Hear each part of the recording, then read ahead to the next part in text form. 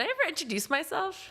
Should I say my name? Okay. My name is Summer Sepulveda, and I have a company in San Diego called Plan the World. To the place we're going.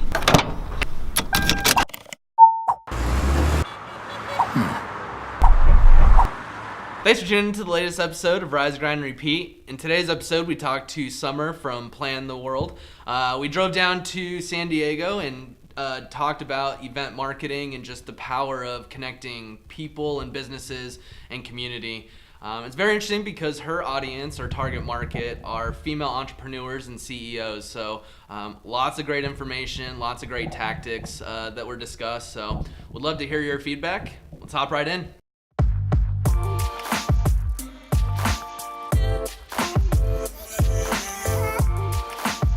Sounds like you'd gotten to event marketing super young. So then what led you, what was the path that got you to where you're at now?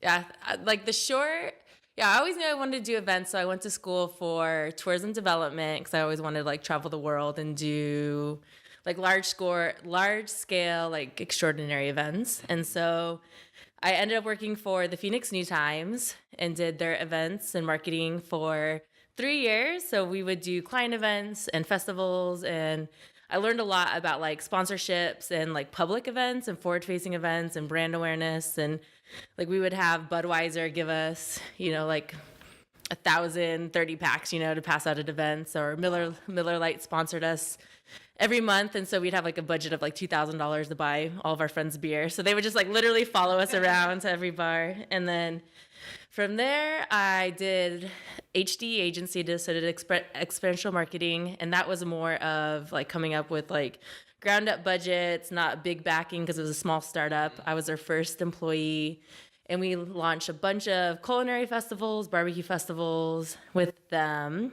And so what did you guys do, the whole planning? Basically, here's a budget, go do it? Yeah. So absolutely. So he was kind of his name's Landon. He still runs it. He's an amazing guy. But we would just go sell hey, we'll do a barbecue festival for you. And they're what does that mean? So we'd put together, budgets, concepts, logos, branding, social media, ticket sales, sponsorship packages, plan the entire event and all the community outreach. And that was kind of my specialty was we would sell an event to Chandler and do a culinary festival, and then we'd have to get 60 restaurants there. And so then I would just go knock on all the doors and say, will you come serve tacos? And that I did that for just 1 year, and it was fun. And then and then we would close out the event. So when you say, what do? We'd close out the event, we'd recap the event. We would make sure that all the sponsors hit all their goals as far as reaching the community. And then we would set up the package for the next year to hopefully get all the sponsors to come back. And it's a lot of the first event's a proof of concept to make sure it works. And then the second time around, it's a lot easier. There's already a template, a budget, and all of that. And then the client hopefully trusts you at that point. Yeah. What was the most fun part of that? It sounds like you're doing a little bit of ground and pound out there, going door to door. That's typically not the most exciting thing, but it sounded like you're doing a whole lot. So what was the most exciting part of all that? I think for the Phoenix New Times was pretty fun. I'll just start there, because we were just throwing parties, the craziest parties. We would come up with, there'd just be this venue in Scottsdale or this warehouse in Phoenix, and people would ask us to just get people drunk and book cool bands, and that was pretty fun. Yeah, I was 21 to 24. Oh, that's a dream job. Yeah, it was a dream job. But that was advertising's quick. There's deadlines for the newspaper every Tuesday and stuff like that. So it was pretty intense. But I think that was the best part was just being able to dream whatever we wanted, and clients trusting us and making it happen was probably my favorite part of doing events back then, which is probably pretty similar to how I feel now. Yeah. So then what happened to get you from Phoenix out here to San Diego? Yeah, so after I was in advertising for a while, it was not for me. I like the event side of things, but as far as tight deadlines and graphic design and all that. So what I wanted to do was get involved in nonprofit events. So, cause I was if I'm going to put this much time and energy and love, and I'm making someone a lot of money, I'd rather it be for a good cause that I believed in. So one of my clients was an organization, a women's entrepreneurship organization focused on helping connect them to large corporate contracts. So yeah, it was pretty cool. Got a job there. And from there, I launched a lot of their programs, events, conferences. And after a year, they moved me out to Los Angeles to start the Los Angeles chapter.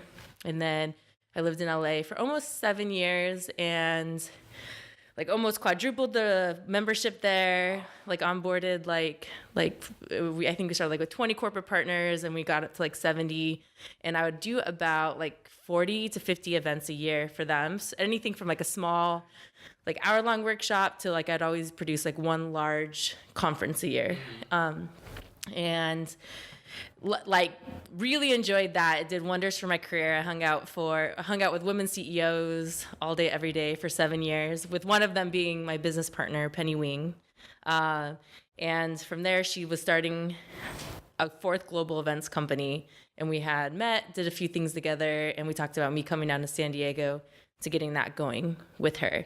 And that was what I initially went to college for, was for like tourism and global events. So yeah, it was fun. And so is that what led to what you're doing now? And that's Plan the World? That's where I'm at now. Yeah, Plan the World. And then, yeah, kind of talk about that. So what do you guys do? And yeah, what's your guys' overall goal? Yeah, I think for the event side is, we're just a global national events company.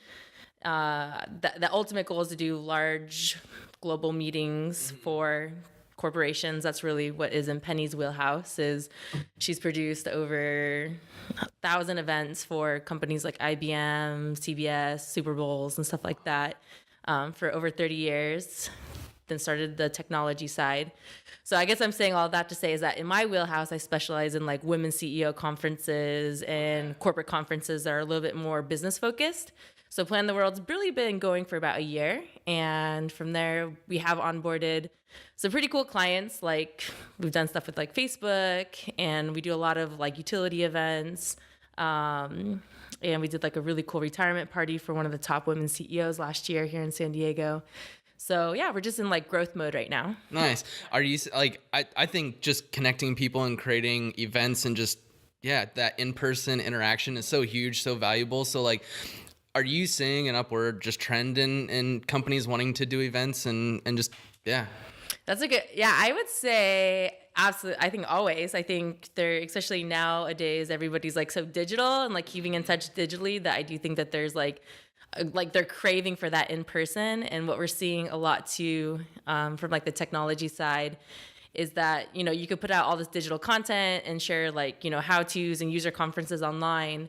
But we do see a lot of people that want to bring in their users to be able to like connect with that brand, touch that brand, interact with, make it human, interact with people that make that brand come alive, to train them on their products and all that stuff. So I think there's always a need for events. And even like in San Diego, I would say, like not even tied to like Plan the World or what we've been doing, but I even just went to like a paint and like wine night last night for adults trying to like find friends.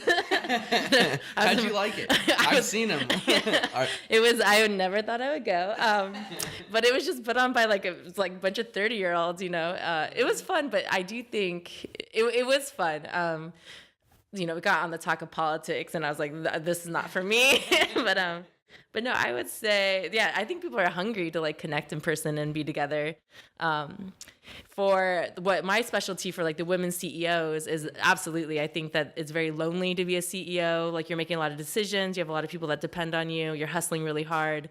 That anytime that we produce those events, it's almost like a relief for them to like fill up their cup, to be able to connect with like-minded people, strategize and stuff like that. So love it. We've been, literally been thinking, what we're going to start doing is we just got into a new office and it looks like an office. It's just office space, but we're going to gut it out and like create a stage kind of thing, but basically start by doing like a monthly, like meetup type of thing. It's awesome. Just the power of, just having people together. It's, like you said, just having like-minded people together, there's so much opportunity that comes from those. So do you just help with the strategy side of things, or I guess, do you help with the actual like creating of assets, the creative side? Do you help with the running all the ads? And I guess what all aspects of the event do you help with? No, definitely. I think there's a bunch of different types of event planners out there that specialize in different things. And there's kind of like two different types too. There's like people that are really focused on like logistics and making sure, the right pencils there and the right colors there and the room is booked. And then there's kind of the creative side. I guess it's probably similar to most industries. So I would say what we specialize is in everything. So we come up with the brand, the name of the event, the budgets. A lot of times it's people that don't need that they know that they need an event, or they've been doing something on their own that's been like a really small scale, and we kind of come in and build on that foundation to take it to a whole nother level. We rebrand, we provide all the collateral, we provide marketing strategies, we help them manage a committee if they want to get a community involved in what those best practices look like. We run weekly meetings with them and their committee if needed. We sell sponsorships, we create sponsorship packages, we run their registration sites. We onboard all their sponsors in addition to planning the whole thing, because they're all so intimately intertwined. And I think what makes an event really kind of take off is like that buy-in and that love and that care that comes from providing that full service, like event planning. Love it. I mean, that's what you just said is exactly like what we're doing. It's after working in like other agencies, it's like everything is so siloed. It's like you have the SEO department, you have the website, and they're all just doing their own thing and not communicating with each other and being intertwined. And there's so much, power and success in doing that. You can just talk a lot better about the event. And it's really cool to see that. So what are tactics that you guys use to help sell the event out? What are you seeing that works really well, hasn't worked? Yeah, absolutely. I think to kind of go back to what you're saying, there is like a secret sauce of combining and not siloing all those items together and constantly having like the key stakeholders discussing and being involved in all of that. Sometimes our clients definitely take a role that is more in like an approval phase. But really, that's where the magic comes from, is like when you talk about partnerships or what if we did this or what if we could do that. I think when stuff's siloed, then it's everybody just in their lane doing the minimum. So that creativity kind of dies with that. Mm-hmm. As far as like events selling out, like public facing for what we typically did is... we definitely use social media. Anything that was like public facing, advertising with Facebook. Now, I haven't really done it since Instagram's kind of taken over because it's been about 10 years. But a lot of it, email campaigns, videos, PR, like all of that when it's public facing. And also too, I think what worked for us was getting key community members involved. So if you're doing a beer festival, then you invite all of the home brewers, to come, and then they get to tap their network. Or if it's, like a bunch of local bands, then you offer their attendees like discounts in order to attend. So if it's to the public, I think getting key buy-in to people that are experts in that space. It's almost like a type of local influencer marketing. Yeah, a little, before like the influencer marketing was like a thing. I remember, that's back when like Yelp finally started their like, I don't know, what are like the Yelpers that like Yelp the most? Do they have a word? Oh, no, is that they're just like the Yelpers? I remember I like Yelper. We'd be like, please come to our events, so that you could like cover it. That is funny, it's for influencer marketing. For our public facing ones now, what's nice is like when you like look at your demographic and who you're trying to get there is ours is just women CEOs. Mm-hmm. And there's just key groups of women CEOs that are looking for events like we do. And so we just include those groups in on committees or certain outreach programs and stuff. What's interesting though, I would say with like the older CEO or people that don't have as much time as say like someone that works a full-time job that might be like, in the San Diego scene that likes to party and do things, but women that own their own companies that have very limited time, it's a lot more delicate. Like it's so much more time on the content, the benefit of attending, what they're going to get out of it, why it's worth spending time away from their family to come to these events. And we spend a lot of love and care focusing in on that. Yeah, no, that's awesome. You mentioned a couple times just storytelling. How much does that play a part in getting the event out there. It's like the soul of the event. Yeah. No, I would say, I think it's everything. I think like the tagline and the branding, and then the people that are buying into you to speak at these conferences or attend these events or play at these events. Like you have to tie it all together so that they understand like what the whole theme is, you know? For our events, it's a lot deeper just because of the caliber of people that attend. Compared to like a beer fest, it's like if you like beer, you're gonna go to a beer fest, you know. But you do still have to tell the story for that. You have to like make sure the breweries feel like they're welcome and that they're a part of it, and yeah. Awesome. So do you help for these events, I guess, create the websites, or where do you drive people to create the awareness? Is it a ton of different channels? Is it do you drive to a Facebook event page? Do you have a website, or what? How do you generate the awareness, and where do you typically drive people to? Yeah, that's a good, I would say, we just create through our software platform, which is brochure.com, which is the whole reason why we created it. It's a proprietary software for the partners that own Plan the World.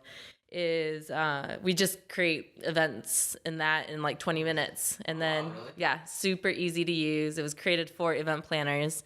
And then you can just add anybody you would like to make changes. The changes take 20 seconds. So we just have one kind of splash page. And then that usually drives to whatever our client's like preference of registration is, like Reg Online or Cvent or splashthat.com, stuff like that. Yeah. That's really cool. Yeah. I was looking at it on the way here because it's one thing we're trying to figure out is how to, I guess, make proposals quicker, more templatized. And so, that's when I stumbled on that and then started reading through, I'm like, oh, now I can't wait to look at it. And so I guess how would that help with just creating those types of templates? Yeah, absolutely. So, I think I'll stick on like the event topics, but this can be applied to like small businesses or businesses in general. But when you use like a digital platform that allows you to generate really quick template-driven content with like imagery and videos, the beauty of that is you could just duplicate it in like a second. So we create one event proposal that's like everything that we would imagine the event to be. From there, we kind of narrowed it down, but then we just duplicate that proposal and create that into the actual event website, because all the same content, because that's what we pitch our client on. And then from that, we duplicate that into a sponsorship package. And then we just change out the content a little bit. All the images, all the videos are the same. And then, if we pitch a Google or a Facebook or an Apple, we just duplicate that sponsorship package and add the new logo. And now it's customized. It's dear, it took us 15 seconds and it's Dear Apple, please give us money. And they love it. And we just went from the last event that we did. So now, our client has one account and they can see all 50 brochures is what we call them. And it's historical data. So now they can access that the next year. And then when we sell the event again the next year, which we always do, 100% success rate now, is then we just duplicate the account over and then make it for 2019, and everything just gets switched out. So now the content, what initially took us probably like 10, 15 hours to do the year prior, now it just takes us about 2 hours to switch over to the new theme, but a lot of it stays the same. That's cool. You mentioned something that it has the historical data in there, and I love data. It helps, it fuels everything, what types of video, what types of content you're producing, what you're doing. How big of a role does data play as you're getting closer to an event to help get events sold out and get people to attend the events? That's like data as in just like crunching names and registration and past data and stuff? Well, just using data to figure out what's working and what's not to, do you guys do that in real time at all? Because like what we'll do is say we're running any types of campaigns, we'll do like a monthly report that just shows traffic, what people are doing, and just use the data to say this is what happened and this is what we can do better this next month or optimize to, and just trying to better performance using data. Is that for our event, our company specifically, it's not too relevant as far as like how many times did a Facebook ad get clicked, or how many times. I think back when I was doing it, when it was just directly to the public, we did focus on that a lot more. How many clicks did we get through this ad? Like how many people use this discount code, all that. But no, I think that is critical to see, so to comment on that, critical to see what messaging works, what audience is enjoying that, if one picture worked better than the other, if carousel imagery works better. But so I think Yeah, for me, I think for event planners is you're just moving 1,000 miles a minute. You don't even look at data until the event's over. To be honest, like unless you hired, which we have before, but hired like a digital agency to manage that for you. It is just like you're literally worried about like the color of tablecloths, you know. But we have one time we did work with a digital agency on a technology event. And it was all data driven. Every recap meeting that we had leading up to the event, every single post that worked. And it was to highlight a bunch of different members a part of this big event that were participating and planning it. You know, and it kind of got competitive, you know, who got the most likes and comments. And it was pretty fun. Did it help make the event better, do you feel? Yeah, I think the brand awareness, you know, like at the actual event, there was just about like 3,000 total that went, and then like another 300 that went to like the sub event that we did. But I do think when you think about like the reach, I think the total reach was like 3 million, you know, and like the social media and like all the ads and stuff like that. So, and it allowed them to just have somewhat of a presence. So yeah, wildly valuable. I wish that more clients would find value in hiring like a marketing agency, you know, because event planner, like we do a little bit as needed, but for event planners, like that's not our forte, and we don't really want to do that. That makes sense. It's when we were first starting out, some of the first videos I was editing and all that, hated it. And I mean, you just hire out for what you don't like doing, and hence why longtime friend starts doing video. So what do you see in the next couple of years, or what are you guys doing to try and grow and trying to accomplish in the next year or two? Yeah, so for our dream for our events company is definitely what our focus has always been corporate contracting. Where we're kind of getting started is providing services to a lot of the organizations that the corporations support to kind of get our foot in the door. But our goal for events is we want to be more driven to where we only do events for internal employees of a large corporation. So it's not like begging them to come or selling tickets to the public or anything. It's just kind of creating like an environment where they want to come be a part of it. Or it's like a rewards program where they're part of like a president's club that gets to come. So for us, we would like to kind of get out of the whole like digital space and kind of help brands activate and get internal brand buy-in from their employees. So it's almost like I mean, not like a corporate retreat, but something similar where it's getting that I think that's so big because I mean, it seems like more and more just morale and environment is becoming more and more of successful companies just have. I played baseball through college, and so it's like I equate it to the locker room. Like teams that were really well that I played on, the locker room was awesome, and just the morale around was great. The teams that didn't do so great, it was not so great of a locker room, and so I think that's awesome that you guys are doing it. What are you guys doing to make that happen? Yeah. So what we call is like they're called incentive travel trips, and one thing I just want to point out too, and like when you ask, like the future. Is I think with like this next generation of like millennials and what's the next like Gen N, what's like Gen Z? Okay, yeah. There. I'm so old. But I think it's like, you know, we come in. I'm gonna say we because I'm a millennial-ish, but we come in like feeling like we're at a level like the same as like VPs and directors, and we're like, my voice should be heard, you know. And I do think that like we very much value like that in-person interaction with higher ups, that we're a lot more open to like mentorships, and we want that level of attention. And I do think that companies moving forward in this incentive travel and event space, like it's critical to make sure that they're engaging like that next generation. To get them to stick around and hang out and all that. I forgot your original question now. Sorry. Oh, what are you guys doing to make that happen? Yeah, so for the corporate procurement process, for those of are you familiar? Corporate procurement? Okay. Yeah. Okay. So the journey to doing business with large corporations is they typically like to work with like a large company. So then that way they could produce all their events. And so when you're a small company, it takes a lot to establish trust, reduce risk for corporations, and get through their procurement process. It usually takes like 20 taps or interactions with the corporation to win a large contract. So I'd probably say we're probably at like interaction number 4 and 5 right now with our company, if that makes sense. So it takes a few years to establish yourself in the industry, establish that trust, perform well on smaller contracts.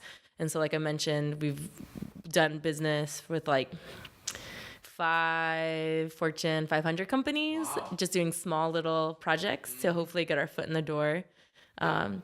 But as a small business, when you're running all the operations, you perform well in an event, but now you're off to the next event. It's really maintaining those sales funnels and those channels to make sure you keep on tapping them to let them know that you're still there and stuff. So, yeah. How do you guys currently reach out right now? Is it just all, you guys just have contacts and reaching out, or how are you guys marketing yourselves? Yeah, so it is, for the level that we're at, it is very much like relationship driven. So we spent a significant amount of time networking, attending events, and a lot of that's through like video, digital content, follow-ups, the brochure that like we mentioned, having like a really well elevator pitch when you meet someone so that they understand your capabilities, and then really just tapping my current network. I do have a really, really great, rich network, tapping them to think of us and recommend us and all that.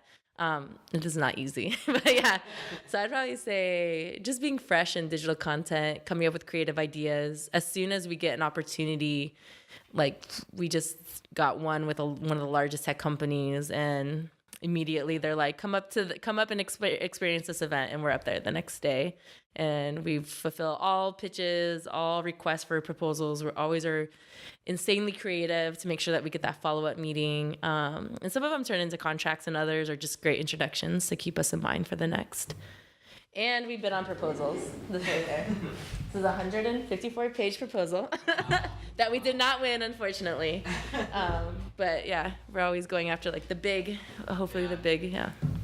That's cool. Are you guys doing anything on LinkedIn? Not at all. There's probably so much opportunity, so much opportunity. Yeah, we were actually just talking about that last night. Like, just the amount of reach that it has right now, and especially in the business to business sector. Yeah, even just giving tips on why a corporate type of event would benefit bottom line on just creating better morale and all that. Guys might be able to create some opportunities and some conversations just by. I do spend some time like where I look up like events, like event managers for AT&T, Apple, all these different things. So what happens when you do have that like contact and you have like 50 event planners that usually are under the age of probably 35, how could you use LinkedIn? So it's essentially once you start posting more stuff, like the insights that you get, it shows what companies are viewing. Like let's say you post a video on tips on how doing a company retreat every quarter can increase your bottom line or whatever it is by whatever percent. As you post that, you get to see the position and the company and the location that people are viewing you from. And so it's like, plus, you can see people who are viewing your profile, and it's literally just like lead generation. But how do you like, what if you see someone that looks at your profile that like is a lead that you're interested in? What do you do to be like, what's it? Yeah, just you looked at my profile. Yeah, You do? Yeah. Right. And it's led to good conversations. It's just like, I try and think of, the podcast helps. Like, hey, I see that you do this, da da da da da. Would love to hear more about it and do a podcast together. And then it's an easy way to create that in-person engagement. And then it's like, oh wow, like how you guys think, or da, da, it was good. And then it just creates it starts that conversation into working together. Sometimes, it turns into partnership. Sometimes it doesn't, but it's just, it's cool. As you're doing it. And then it's like, even the people that don't view your profile, if you start seeing a certain company that's looking at it a lot, then start tailoring the content to that company. If they're in the food and beverage space, like talk about how creating events and everything like that could help in that space, and like basically make it using the analytics to create your content that's tailored to that business. And also like, oh wow, yeah, that's exactly what we do.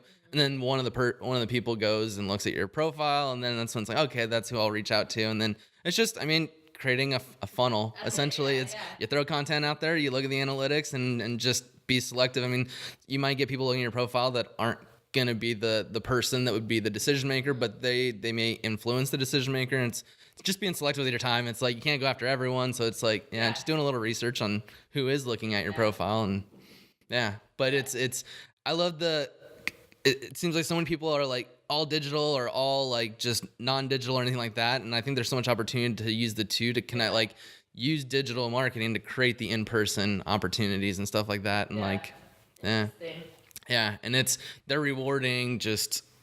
More and more people are using it, and just consumption is going up. And it's like, if you start posting more and more, they just start pushing all your posts even more. And I think there's a ton of white space. Like the algorithms, like they do that? Yep. Okay. Yeah. Interesting. They actually give you a score, and that score is based off of how much you're commenting on other stuff and all that. And the higher the score, the more they push your content out. And it's like, it's just something we've been looking at, and it's like, oh, well, if we're doing that, what's going to impact this overall number? And as that number goes up or down, the total reach with all of our posts changes. Yeah, I had no idea that analytics show you like who's been looking or who might be interested or anything like that. Interesting. Okay.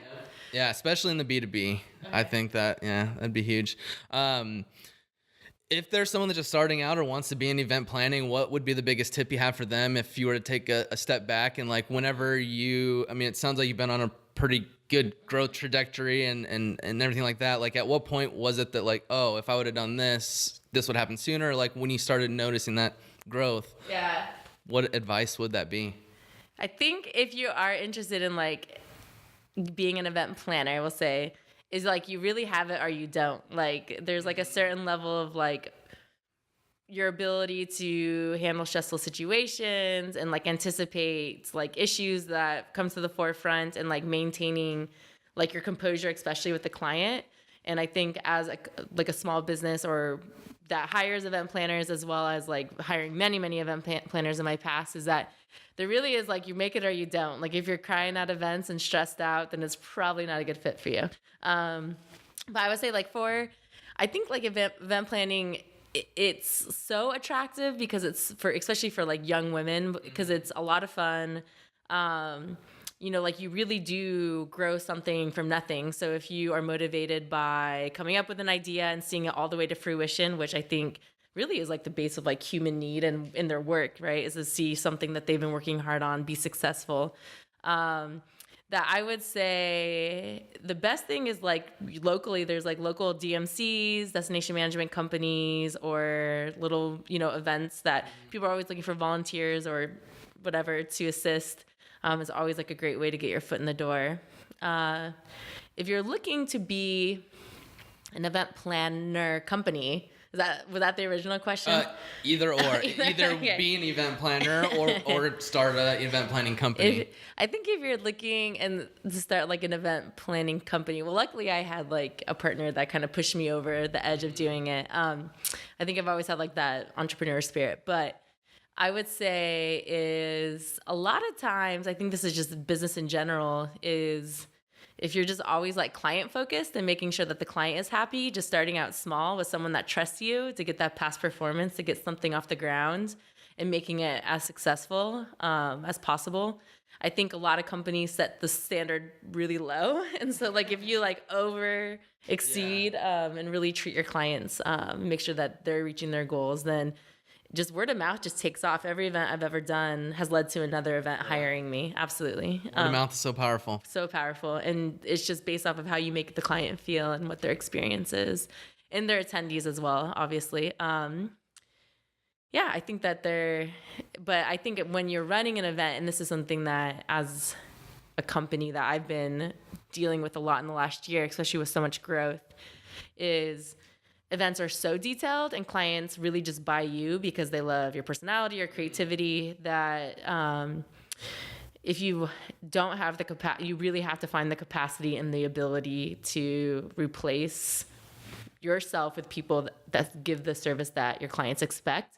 And I think that's with any company. It's just such a pain point. And if you don't, then you cannot grow, or you'll kill yourself with like 24-hour work days, which I have done that as well. So, but no, I think it's a lot of fun. I think events are only going to get more and more important. I think and then also using technology at events to increase, you used to just go to events and your like if you're an extreme introvert, then you're just kind of hanging out. But now there's so much technology for you to connect ahead of time, on site, experience things that are not just having to talk or be sitting in a seat, that I think it's only going to get more and more interesting. Yep. Awesome. So as we kind of wrap this up, I saw something that you guys posted and would love your thoughts on Fire Festival. Yeah, I know. What are your thoughts on that entire situation? I cannot think of his name at all right now, but I think that everybody in the situation was being scammed by a scam artist, man, through and through. Even if his initial intentions were to deliver like this epic influencer experience in the Bahamas with everybody, I think that his natural being is to scam. And I think that everybody got caught in it. So I think, people are like, oh, all these rich people, like, like good, like, like, I'm glad that happened to them, all these things. I just think people are looking for a different experience. Like, that's what life's all about. So I don't think there's any shame in wanting to go to the Bahamas and going to this luxury festival. I just think where the sadness for me is, because I deal with a lot of subcontractors. Like there's sometimes like where I'll go unpaid to pay my subcontractor because I want to make sure that I have a good relationship and they deliver for me on the next event. And I just think of that guy that was like ready to give that guy a blowjob, like for those waters. And I was just like, oh, I just can't imagine. But I really do think like the poor locals, and everything that happened to them. I really hope that they get paid back tenfold. I don't know if the U.S. government gives them money or what, but I just think of that caterer but I watched both documentaries. I wanted all the sides of the event. How was the Hulu one? Because I only watched the one on Netflix. So I think the Hulu one was a little bit better. Really? Yeah, just because it was a little bit more like about, what is the guy's name? Why can't I think of it to save my life right now? I don't even know the main guy that put it on. Yeah, that put it on. But I think it was more about like exposing him.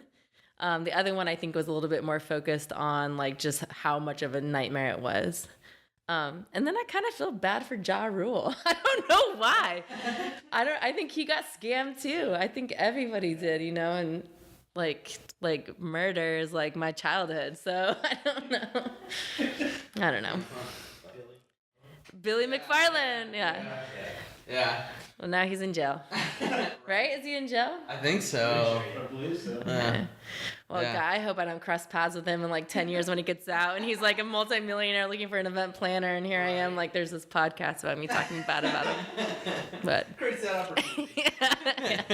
Yep. So, I mean, even if he wasn't trying to scam, it just shows the power of you need someone to help with the logistics, everything when it comes to a huge event, and that's why, like, I think they hired the best of the best for that event. I really do. I think there was a lot of sizzle, that's for sure. I don't think they thought through logistics. Yeah, no, I think everybody was trying to push back on him, and he just thought everything, like they had, sorry, I know we're trying to wind down, but I really do think like the AV company that was supposed to build the infrastructure, all of that stuff, I think that they were just trying to believe him so much and like what he was going on and what he was working on that I think everybody got scammed. But if you look at like the people who he hired in the industry, they were some of the best of the best. So were they? Yeah. But there's no way to make it happen. I mean, yeah. Well, I mean, even then, if you're working with those different companies, like if you're working with the marketing company, it's like they hear just nothing but the greatness. Yeah. And I mean, they're not going to ask, all right, well, logistically, how are you going to make this happen? So it's like, I feel like he just said enough to all the big companies to like get them excited. It's like, yeah, but no one's going to ask about the logistics. And I think it was set up. I mean, it could have been great, but. Yeah. There is one other thing too. I don't think it was a Netflix documentary, but in all this chaos, which I love this, and this is such a dreamer entrepreneur, like through and through, like he wanted a pirate ship. So did you see that part? Is that in the Hulu one or in the Netflix one? I don't think so. But he ordered this, like nothing else is getting done, and he just orders this pirate ship to come over from like the Caribbean.